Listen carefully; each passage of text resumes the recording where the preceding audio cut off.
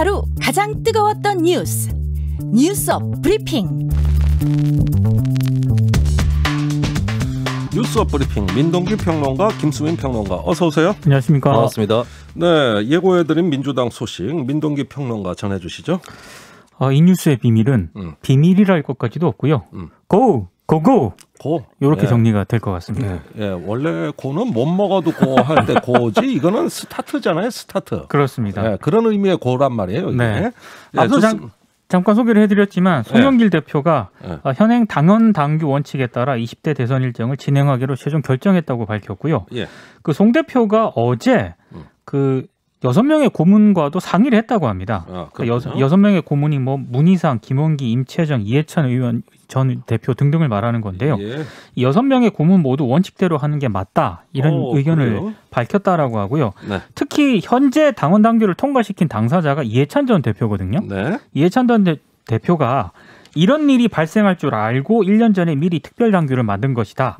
그때도 각 후보 캠프에 회람을 붙여서 만든 아니기 때문에 예. 원칙대로 진행하는 게 맞다. 이런 입장을 밝힌 것으로 전해지고 있습니다. 아, 그렇군요. 뭐 원칙대로 간다 그러면은 뭐 별로 할 말이 없을 것 같은데 또 막상 경쟁 후보들, 이재명 후보 경쟁 후보들은 그렇지 않죠? 오늘 약간 좀 미묘한 그런 분위기가 연출이 됐는데요. 예. 잠깐 진행자께서 소개를 해주셨지만 오늘 비공개 회의에서 일부 그 최고위원들 같은 경우에는 강하게 불만을 표시를 했고요. 네. 전해숙 최고위원 같은 경우에는 최고위 회의 도중에 자리를 뜨기도 했습니다. 그리고 오전에만 하더라도요. 이낙연 캠프 대변인인 오영훈 의원이 이건 당 지도부의 일방적인 태도고 심히 유감을 표한다라면서 강하게 비판을 했거든요. 네. 근데 그 직후에 정세균 전 총리가 당 지도부 결정을 수용하겠다라는 입장을 밝혔고요. 네. 또 역시 같이 연대했던 그런 입장을 밝혔던 이광재 의원도 예. 아쉽지만 당의 의견을 존중한다라는 입장을 내놨거든요. 예. 그러니까 이낙연 전 대표 입장이 조금 모호해지지 않습니까? 그렇죠. 오후 3시가 넘어서 이낙연 전 대표도 이 지도부의 결정을 수용한다라는 입장을 밝히면서 약간 선회를 하게 됐습니다. 그러면은 뭐 거의 정리가 된 것 같은데 이러면 뭐 갈등이 전면화되는 일은 없겠죠? 제가 봤을 때도 그럴 가능성이 굉장히 희박해진 것 같은데요. 네. 현재 그 야권에 비해서 여권이 상대적으로 여론의 관심도에서 일단 멀어진 그런 상황이거든요. 특히 재보선 이후로 더불어민주당이 긍정적인 이슈로 별로 부각되는 그런 비율이 확 줄어들었습니다. 글쎄 말이에요. 그러니까 이런 상황에서 이 경선 일정 연기로 인한 당내 갈등이라는 악재가 이어지는 그런 상황은 아무래도 경선 연기파들에게도 상당히 부담이 될 수밖에 없고요. 네. 그리고 경선 연기 주장이 설득력이 부족했다는 그런 지적도 나오고 있습니다. 네. 왜냐하면 이게 당규를 거스르면서 경선 연기를 주장을 하려면 굉장히 강한 설득력을 가져야 되는데 네. 코로나 때문이다. 뭐 휴가, 경선 흥행 이것 외에는 그 이상의 설득력 있는 메시지를 주는데 사실상 실패했다는 그런 지적이 많습니다. 아니 뭐 정권 재창출을 위해서 그 대선 승리를 위해서 연기하자 뭐 이렇게 좀 거창한 명분도 좀 있었는데 사실. 근데 뭐 휴가가 아니더라도 그리고 코로나19 전국이더라도 국민의힘 당대표는 흥행에도 선거를 했고 여론 주목을 상당히 많이 받았거든요. 네. 그러니까 지금 흔히 말하는 경선 연기파들이 주장하는 논리 자체가 상당히 빈약했다라는 그런 지적이 있습니다. 네. 근데 경선 연기파에 해당했던 후보들, 다수 의원들, 최고위원들 이쪽이 계속해서 밀어붙였던 거에 비해서는 좀 빨리 선회를 했거든요. 네. 이것이 그냥 됐을 일일까? 왜냐하면 당무위원회 소집이라든지 이런 시나리오도 기다리고 있었던 건데 네. 그렇다면 또 다른 어떤 명확한 시그널을 받은 것이 아닌가? 그게 뭘까? 저는 사실 이게 청와대의 역할이 있었지 않았을까 이런 추정도 좀 해봅니다. 그래요? 이철희 정무수석이라든지 좀 명확하게 전달을 하면서 그래요? 어쨌든 뭐 어떤 특정 주자 이런 걸 떠나서 당의 원칙을 지키는 모습이라든지 국민 여론이라든지 이런 걸 감안했을 때는 이 갈등은 이쯤에서 해결이 되는 게 좋다. 뭐 이런 신호가 있지 않았을까 싶어요. 이철희 정무수석한테 제가 따로 요거를 물어보겠습니다. 네, 사실 송영길 대표가 25일 오늘로 연기를 했을 때만 하더라도요. 그때 나왔던 얘기가 바로 물밑에서 사전 정지 작업하려고 하는 것 아니냐라는 그런 해석이 나왔거든요. 네, 충분히 그랬을 가능성이 있습니다. 자, 그렇다면 앞으로 민주당의 대선 경선 일정 어떻게 됩니까? 일단 다음 주 초에 예비후보 등록을 받고요. 7월 컷오프를 거치게 됩니다. 그리고 본 경선은 9월 5일까지 마무리를 하게 되는데 만약에 1차에 과반 득표자가 없으면 9월 10일까지 결선 투표가 진행이 되고요. 이렇게 되면은 9월 10일 정도쯤에는 민주당의 최종 대선 후보가 확정이 될 가능성이 높습니다. 네, 9월 10일입니다, 여러분. 이로써 김수민의 10월 9일 설은 막을 내렸습니다. 네.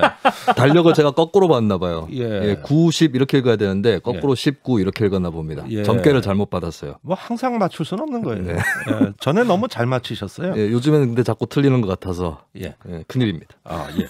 어쨌든지 간에 분발하시길 바랍니다. 자, 두 번째 소식 김수민 평론가. 네, 최재형 감사원장이 다음 주에 사의를 표명하고 대선 출마 준비를 한다는 소식입니다. 다만 곧바로 출마 선언이나 입당을 하진 않을 거다 이런 전언이 나오고 있는데 이 뉴스에 정치 역사 연관 검색어가 있다. 최재형 하면 연관 검색어 윤석열, 이회창, 문국현 이렇게 꼽아보겠습니다.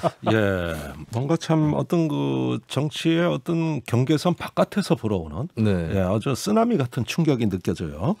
그 다음 주가 원래 윤석열 전 검찰총장이 출마 선언이 예정돼 있어요. 그 윤봉길 기념관에서 한다는 거 아닙니까? 네. 그런데 최재형 감사원장도 비슷한 시기에 이제 감사원장직을 사퇴한다는 거 아니에요? 그렇습니다. 출마 선언까지는 아니고 일단은 사퇴를 하는 것이고 다음 주 초 이렇게 알려져 있는데 이르면 오는 28일이다 이런 얘기도 나오고 있습니다. 만약에 그렇게 물러나게 되면은 4년의 임기 중에 반년 정도를 남기고 물러나는 아이고 그런 상황이죠. 예, 이렇게 많이 남겨놓고 그게 윤석열 전 총장하고 좀 다른 점이에요. 네. 근데 윤 전 총장에 비해서는 조금 더 이행 기간이 많긴 합니다. 비율로 치면은. 네. 그리고 이제 한편으로는 주변에 지지 그룹이 있고 반대 만류 그룹이 있어요. 지지 그룹 같은 경우는 정의화 전 국회의장, 조대환 전 청와대 민정수석, 소설가 김진명 씨, 그리고 친구인 강명훈 변호사 이쪽에 출마 지원 그룹인데 반대하는 지인들이 또 있다고 합니다. 대학 스승인 모 씨가 있고 그리고 무엇보다도 부친인 최영섭 예비군 해군 대령이 만류를 하는 입장이라서 이번 주말에 아버지를 설득하는 안심시키는 그런 과정을 밟을 거다. 그런 얘기가 또 나오고 있고요. 네. 그리고 어쨌든 곧장 대권 도전을 선언을 하지는 않을 것으로 전해졌습니다. 그러니까 윤석열 전 총장하고 이 부분은 좀 유사한 케이스라고 볼 수 있겠고요. 마침 감사원에서도 이미 정치적 중립성이나 독립성이 훼손될까 봐 우려된다. 그런 얘기가 나오고 있고 그러니까 또 이런 우려를 고려해서 너무 빨리 선언은 못하는 거죠. 그렇습니다. 좀 시일이 걸리는 것이고 또 감사원도 권한 대행 체제 이런 거 겪다 보면 조직이 얼마나 불안정하겠느냐 이런 직원들의 동료가 있고 또 이제 민주당 등에서 그러면 월성 1호기 감사라든지 이런 것들 다 어떤 의도가 있었던 거 아니냐 이렇게 또 나올 수 있기 때문에 감사원 직원들 입장에서 좀 뒤숭숭한 분위기다 이렇게 보여집니다. 또 여야를 크게 흔들어 놓는 아주 그런 어떤 대형 의제라고 할 수가 있어요. 만약에 최재형 감사원장이 대권 도전의 선언을 공식적으로 하게 되고 국민의힘으로 만약에 입당하게 되지 않습니까? 그러면 윤석열 전 총장 입장에서는 더 강한 압박을 받을 가능성이 있는 것 같습니다. 어떤 압박? 국민의힘으로 갈지 아니면 혼자서 계속 남아 있으면서 본인 중심으로 어떤 세력을 구축을 할지 이 부분에 대해서 더 고민이 커질 것 같습니다. 그러니까 이 두 잠재 후보의 어떤 국민의힘 입당 레이스가 또 볼만하겠어요. 그렇습니다. 알겠습니다. 자, 오늘 여야 분위기도 크게 엇갈리게 나왔죠? 네, 백혜련 더불어민주당 최고위원은 감사원장은 대선 출마의 징검다리가 아니다라고 최고위원회에서 발언했는데 마침 백 의원이 인사청문회 당시에 최 원장에 대해서 칭찬해드릴 부분이 굉장히 많은 것 같다 이렇게 미담을 소개하기도 했었는데 이제는 상황이 많이 바뀐 그런 것을 볼 수 있었습니다. 그리고 이철희 청와대 정무수석 입장도 감사원장 자리가 임기제인 이유는 중립성과 독립성을 보장하기 위한 것이다 라는 것이었고요. 반면에 국민의힘은 대선판이 들썩인다 이런 생각 때문이지 환영하는 분위기고 또 엄호에 들어가는 모습도 있었습니다. 김재원 국민의힘 최고위원은 여당 자신들이 임명해서 김동연, 윤석열, 최재형까지 대선 후보로 키워서 야권에 공급해 주거든요. 이게 플랫폼 정권인지 인큐베이터 정권인지 모르겠다라고 그렇게 또 야유를 하기도 했습니다. 뭐 야유할 거 뭐 땡큐지 뭘 그렇게 또 야유합니까? 자기들은 요즘 표정 관리하는 것 같던데. 뭐 땡큐다 이런 입장이겠죠 이 얘기가. 그리고 이제 마침 또 최재형 원장 주변에서 나온 얘기는 제3지대 신당은 없다라고 하는 거거든요. 그래서 국민의힘 입당이 굉장히 유력해 보이는 그런 상황이고 국민의힘으로서는 대선 주자가 확충되는 그런 분위기입니다. 그리고 이제 한간에서는 곧바로 대선 행보에 들어가지 않겠다. 이게 이제 유력한 관측이긴 한데 또 한편으로는 윤 전 총장 최근 행보를 지켜보니까 시간을 끄는 게 좋을 게 없는 거구나라는 생각 때문에 오히려 최 원장이 좀 앞서 나갈 수도 있다. 이런 관측도 한편으로 나오고 있습니다. 그나저나 이런 거를 누가 그 기획을 하고 전략을 짜는지 그 책사 그룹들이 좀 보입니까? 지금 아까 제가 소개시켜드렸던 뭐 정의화 전 국회의장이라든지 지지를 누가 옆에서 하고 있다 이거는 나타나고 있는데 책사 그룹이라고 한다면은 뭐 최 원장 본인이 설계를 하고 있거나 아니면은 수면 위로 안 드러나지 않았을까 이렇게 근데 보여요. 책사 그룹이 누가 됐든 간에요. 이거는 한번 생각해볼 대목인 것 같아요. 그러니까 지금 전 검찰총장이고 현 감사원장이지 않습니까? 그렇죠. 근데 아무리 뭐 현 정권에 대해서 뭐 불만이 있다 하더라도 또로록 대선 출마 쪽으로 선언을 하고 또로록 뭐 야당 쪽을 기웃거리고 이런 행태가 과연 온당한 행태인가 이런 부분에 대해서는 좀 고민을 해볼 대목이 있는 것 같아요. 글쎄 뭐 고민할 것도 없이 뭐 그렇게 썩 좋은 현상 같지는 않아요. 그렇습니다. 그런데 과거에 한번 전례를 보죠. 이회창 전 한나라당 대표도 지냈고 대통령 출마도 했던 이분이 감사원장하면 국민적 인물이 된 분이라고요. 맞습니다. 그 데자뷰 같지 않아요? 그런 말씀들을 많이 하시는데 그래서 좀 제가 준비를 해보니까 좀 상대로 보기가 좀 차이가 난다는 생각도 들어요. 왜냐하면 이회창 전 총재 같은 경우는 감사원장 또 감사원장이지만 그 전에 대법관 재임용에 대해서 전두환 정권 때 탈락을 한 적이 있습니다. 정권 눈밖에 났다라는 게 중평이었었고 노태우 정부 때는 중앙선거관리위원장 지내면서 재선거에서 불법을 못 막았다라고 하면서 또 정치권에 대한 불만을 피력하면서 사퇴를 했던 그렇게 파장을 일으켰던 적이 있고 무엇보다도 김영삼 정부 때 국무총리까지 지냈어요. 그리고 대통령과 정면 충돌한 끝에 사퇴를 했었거든요. 이런 이력들은 좀 비할 수 없는 게 아닌가. 이회창 전 총재만큼의 이력은 아니지 않는가 이렇게 보여지고 이회창 전 총재는 그러고 나서도 정치적 휴지기도 갖고 또 당에 들어가서 권력투쟁으로 당권 또 쟁취하는 이런 과정을 거쳤기 때문에 최재형 원장이 이걸 하려면 굉장히 속성으로 해야 될 것이다. 그런 의미에서는 좀 거꾸로 이제 참신한 인물로 많이 회자는 됐었지만 대선판에서 결과적으로는 빛을 못 봤던 문국현 전 의원 사례처럼 될 가능성도 있다. 그분도 처음에는 기대가 많았는데. 그렇습니다. 이런 식으로 이회창 전 대표처럼 경력을 쌓고 정치력을 쌓으려면 2027년 대선에 출마하시는 거예요. 컨설턴트니까. 자, 세 번째 소식으로 넘어가죠. 민동기 평론가. 법무부가 오늘 검찰 중간 간부급 인사를 단행을 했는데요. 90% 이상이 자리를 옮긴 역대 최대 규모로 인사가 단행이 됐습니다. 그렇게 많이 옮겼습니까? 굉장히 많이 옮겼습니다. 일단 법무부 입장은요. 검찰개혁과 조직 안정의 조화를 주안점에 두면서 전면적인 전진 인사를 통해서 검찰 조직의 쇄신과 활력을 도모했다라고 밝혔는데요. 일단 뭐 인권 민생 업무를 담당해온 형사 공판부 검사를 우대하고 공인 전문 검사라든가 우수 여성 검사를 발탁을 했다. 이런 점을 강조했는데요. 특히 특정 부서라든가 인맥, 출신의 편중됨 없이 전담별, 지역별 인적 구성을 다양화하고자 노력했다. 이런 점을 강조를 했습니다. 그거야 이제 법무부 얘기고. 그렇죠. 그 이면을 또 봐야 되지 않겠습니까? 몇 가지 이제 주목할 포인트가 있는데요. 우선 여성 검사들하고 법무부 참모진들이 굉장히 좀 전진 배치가 됐습니다. 법무부 대변인에는 박현주 서울 동부지검 여성아동범죄조사 부장이 이제 임용이 됐고요. 대검찰청 대변인에는 또 서인선 서울 북부지검 형사 5부장 그리고 서울중앙지검 공보 담당관에는 이혜훈 평택지청 형사 1부장이 발탁이 됐는데 모두 여성입니다. 그리고 박은정 법무부 감찰 담당관은 성남지청장으로 이제 임명이 됐고요. 이문정 대검찰청 검찰연구관 역시 법무부 감찰 담당관에 임명이 됐습니다. 그렇군요. 그 소위 윤석열 라인 이렇게 알려졌던 검사들은 어떻게 됐습니까? 대부분 고검으로 이동을 했는데요. 고검이라고 얘기를 하니까 마치 굉장히 좋은 쪽으로 간 것 같은데 고검은 직접적인 수사 권한이 없기 때문에 언론들의 분류는 한직이다 이렇게 분류를 하고 있습니다.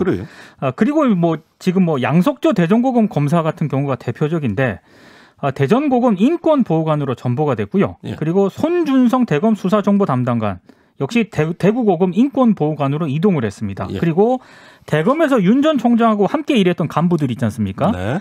또 대부분 또 지방으로 이동을 했습니다. 이창수 대검 대변인 같은 경우에는 대구지검 2차장으로 이동을 했고요. 그리고 전무권 대검 정책기획과장은 안산지청 차장검사로 전보가 됐습니다. 그렇군요. 자, 말하자면은 또 세간의 화제가 된 권력 수사. 그 수사팀장들의 행보는 또 어떤가? 그러니까 상당수 언론들이 오늘 그 부분을 많이 주목을 했는데요. 일단 주요 권력 사건 수사를 이끌었던 수사팀장들이 대거 교체가 됐습니다. 그래요? 그래서 수사에 차질을 빚을 것이라는 우려가 나오고 있는데요. 김학의 전 법무부 차관 출국 금지 의혹 사건을 수사해온 이정섭 수원지검 형사 3부장, 예. 월성원전 경제성 평가 조작 의혹 사건을 수사했던 이상현 대검지검 형사 5부장, 그리고 청와대 기획사정 의혹을 수사했던 변필건 서울중앙지검 형사 1부장 네. 모두 교체가 됐습니다. 그래요? 예. 앞서 검찰 고위 간부 인사 때도 여권 관련 수사에 나선 이들 상당수가 수사에 관련 없는 자리에 배치가 되거나 예. 주요 사건이 없는 검찰청으로 전보가 됐거든요. 그래서 이제 일부 언론하고 야당은 이른바 친정권으로 분류됐던 검사들이 요직에 기용이 된 것을 강조를 하면서 네. 이거 지금 수사 막으려고 이렇게 인사낸 거 아니냐라고 비판을 하고 있는데요. 그래요? 대표적인 게 법무부에서 박범계 장관을 보좌했던 박철우 법무부 대변인이 서울중앙지검 2차장 검사로 임용이 됐고요. 예. 김태훈 또 검찰과장은 서울중앙지검 4차장 검사로 중용이 됐습니다. 그리고 추미애 전 장관 시절에 법무부 정책기획단장을 맡았던 진재선 서산지청장도 서울중앙지검 3차장으로 이동을 했습니다. 네. 서울중앙지검 요직을 거의 다 맡았기 때문에 네. 이런 점을 언급을 하면서 이거는 정권 말에 방탄 인사가 현실화됐다. 예. 이게 이제 야당하고 일부 언론의 비판인데요. 예. 이런 비판이 나오니까 박범계 장관이 수사 필요성이 있으면 후임자가 수사를 계속할 것이다. 과도한 의미 부여는 할 필요가 없다라고 강조를 했고요. 그래요. 또 가장 중요한 포인트는 김호수 검찰총장 의견이 많이 반영이 됐냐 이거 아니겠습니까? 예. 예, 야당 의원들이 물으니까 박 장관이 자신은 그렇다고 자부한다. 이렇게 뭐 얘기를 했는데 그렇다고 아니면 아닌 것이지 뭐 자부합니까 인사권? 자부한다라고 얘기를 했는데 더 예. 중요한 것은 아직까지 김호수 총장의 공식 입장이 나온 건 없습니다. 예, 안 나올 것 같아요, 그죠? 제가 봐도 안 나올 것 같습니다. 예, 뭐 얘기하겠습니까? 이쯤 되면 한번 나올 법도 한데 예. 뭐 어떤 뭐 자기 입장이 많이 반영이 됐다 안 됐다 이렇게 나올 법도 한데 보도에 나오지가 않습니다. 네. 그리고 이 정권 수사 간부들이 자리를 옮길 수는 있는 거죠. 근데 네. 보직에 좀 오래 있다고 옮기면은 그것은 때가 돼서 옮겼다라고 할 수 있는데 상당수가 필수 보직 기간 1년을 못 채우고 옮겼기 때문에 예. 이 부분은 이제 조직 질서라든지 인사 원칙에 대해서 의문이 제기될 수 있다. 이런 비판이 나오고 있습니다. 알겠습니다. 또 말 많고 탈 많은 검찰 인사 여론이 또 시끄럽습니다. 잘 지켜보시기 바라고요. 뉴스 브리핑은 여기까지입니다. 민동기 평론가, 김수민 평론가 수고 많았어요. 고맙습니다.